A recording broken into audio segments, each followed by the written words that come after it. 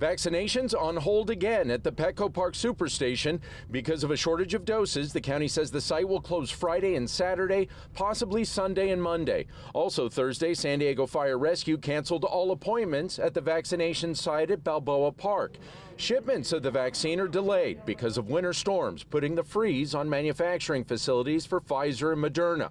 Earlier this week, County Supervisor Nathan Fletcher had this warning. The second set of delays is going to have very significant impacts on our system. I think folks understand we don't control the weather and we do not control the arrival of vaccines for when they actually get here. Thursday, around 300 people were able to get their first doses at a one-day pod vaccine center at the Malcolm X Library in Valencia Park. I went online, found my appointment yesterday for today, and I think we're all just fortunate to be in line because this is what we've been waiting for. San Diego Mayor Todd Gloria was there checking out the operations. He says the shortages are clearly not ideal. We're really evaluating this almost on an hour-by-hour basis. But whatever we have, we will deploy.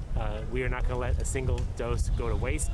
And anyone who wants it, we want to continue to encourage them to come forward. There may be some challenges. These are short-term challenges. We will get people vaccinated. And there's other changes. The San Marcos Super Site and all county pods are offering second doses only. Previously scheduled appointments for first doses will be automatically rescheduled. Meanwhile, Supervisor Fletcher anticipates the shipment delays could affect local vaccination efforts for a week, possibly longer. In the East Village, Jason Sloss, Fox 5 News.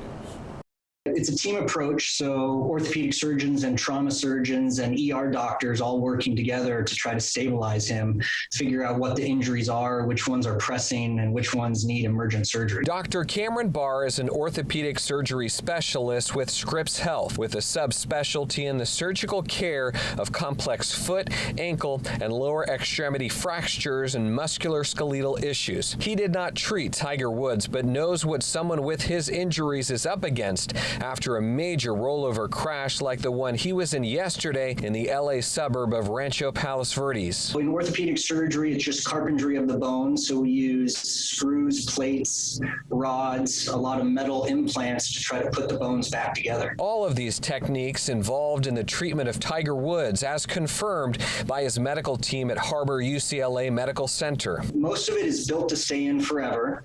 It can come out if there's problems or if it needs to be, but typically the stuff is built to stay in forever. Similarly, Dr. David Chow has not treated Tiger, but he has extensive knowledge doing orthopedic surgeries as a former NFL team head doctor.